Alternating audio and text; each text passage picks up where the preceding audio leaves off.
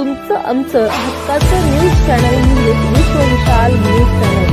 आजच चॅनलला लाईक करा, शेअर करा आणि सबस्क्राईब करा. त्याप्रमाणे आज ते आले आणि सगळ्या कार्यकर्त्यांनी सहमती दिली आणि त्याप्रमाणे येत्या 3 तारखेला आदरणीय शरदचंद्र पवार साहेबांच्या अध्यक्षतेखाली आपण कागलच्या गैबी चौकामध्ये सभा घेऊन त्यांच्या उपस्थितीमध्ये माझा प्रवेश राष्ट्रवादी काँग्रेस शरद पवार गटामध्ये होणार आहे.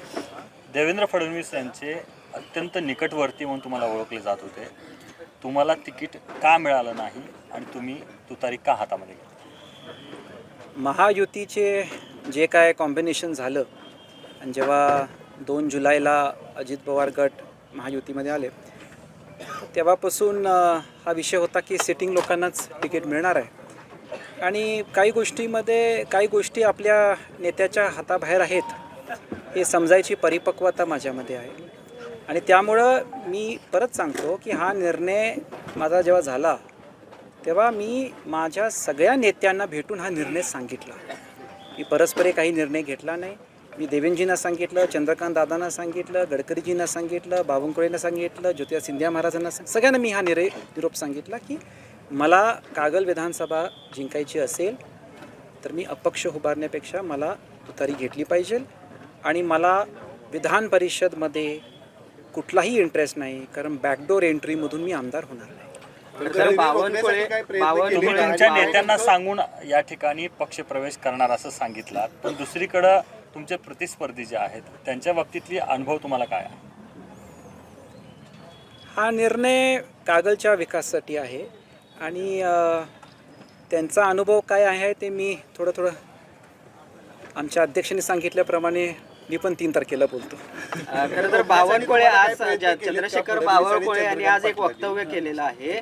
समरजित घाटगेंना कागलमधून विधानसभा निवडणूक लढवायची आहे म्हणून ते तुतारी हातात घेत आहेत, त्यामुळे त्यांना कोण थांबवणार? जर त्यांनी संयम ठेवला असता तर चांगली संधी त्यांना देता आली असती. ते विधान परिषदचं बोलत आहेत, गव्हर्नर कोट्याचं. आय थँक देम, पण मला त्याच्यामध्ये इंटरेस्ट नाही आहे. मी भारतीय जनता पार्टीमध्ये MLC व्हायला आलो नव्हतो. मी भारतीय जनता पार्टीमध्ये कागल विधानसभेच्या परिवर्तनासाठी आलो होतो. मागच्या वेळी पण मला नाईलाजानी अपक्ष उभारायला लागलं. मी परत पराजित झालो तर नुकसान विधानसभेचं होईल. सो मी पहिल्यापासून क्लिअर केलं होतं मी विधान परिषदमध्ये इंटरेस्टेड नाही आहे. गेल्या वेळी देखील तुम्ही उमेदवारी जाहीर केली होती देवेंद्र फडणवीस यांनी मुदाळ तिट्ट्यावरती सगळ्यांच्या समोर, मात्र त्यावेळी देखील आपल्याला उमेदवारी मिळालेली नाही. आता देखील ही महायुतीची समीकरण झाली, त्यामध्ये जे तुमच्या आधीचे नेते होते देवेंद्र फडणवीस त्यांची हतबलता या दोन्ही वेळी पाहायला मिळाल्या आपल्याला. ते कमी पडले त्या सगळ्या गोष्टी. मला त्यांच्यावर काहीच बोलायचं नाही आहे. मी काय करतो आहे आणि मी आत्ता कुठं आहे, आत्ता आपण जो निर्णय घेतला आहे कागलसाठी घेतला आहे, मला त्याच्यावर अधिक बोलायचं. काल देवेंद्र फडणवीस कोल्हापुरात आले होते, काही चर्चा झाली आपली फोनमध्ये? नाही, मी त्यांच्यावर आधी भेटून जे सांगितलं होतं ते सांगितले. माझे त्यांचे राजकारणाच्या पलीकडे संबंध आहेत आणि ते नेहमी राहणार. आणि मी आपल्याला एक सांगतो की मी राजकारणासाठी मैत्री आणि शत्रुता करत नाही. ते माझे थोरले भावासखे आहेत, ते माझे थोरले भावासखच राहणार. पण आता कुरुक्षेत्र आहे, त्यांना त्यांचा राजधर्म करावा लागणार, मला माझा राजधर्म पाळावा लागणार. संयम राखला असता तर संधी चांगली मिळाली असती असं बावनकुळे. मी मागाशी म्हटलं ना, संयमचा अर्थ ती विधान परिषदचं बोलत आहे, ते त्यांच्या बाजूनी बरोबर बोलत आहेत की आम्ही दिली असती, but I was not interested. आणि हे मी पक्षाला फार आधीपासून बोललो आहे की मला त्यात रस नाही. आणि विधान परिषद घेऊन परत 5 वर्ष या मतदारसंघाला बाय देणं आणि परत या मतदारसंघाला अंधारात घालणं हे योग्य नाही. आणि जनतेने मला साथ लढला म्हणून देतो आहे आणि मी लढणार आहे आणि हे परिवर्तन घडणार आहे हे मी पक्षाला पहिल्या दिवसापासून क्लिअर केलं होतं. इतके पक्ष आहेत, तुतारीच का हातामध्ये घेतात?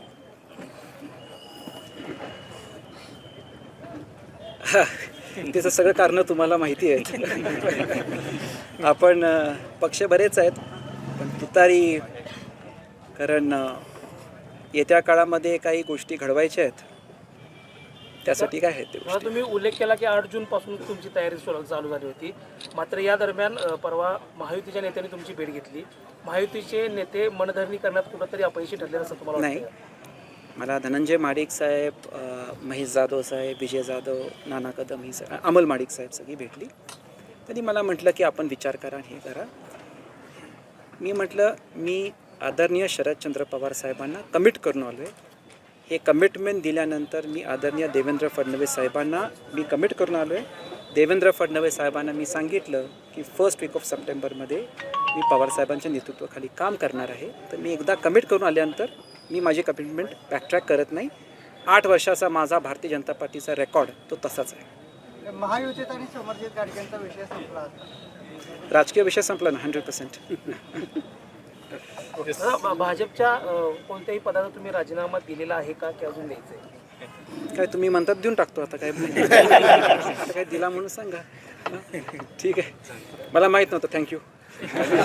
फडणवीस आणि चंद्रकांत पाटलांनी वेगळं काही प्रस्ताव आपल्याकडे दिला होता का विधान परिषद सोडून? कारण ती थांबवण्यासाठी प्रयत्न साहजिकच केले असतील, कारण ते तुमच्या एक अतिशय जवळची माणसं आहेत.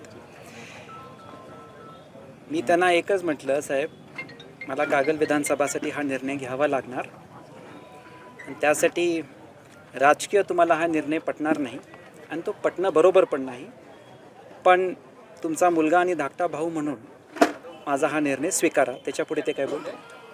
3 तारखेच्या ऐतिहासिक गैबी चौकातील मेळाव्याची तयारी कशी असेल? काय आवाहन करताय कार्यकर्ते?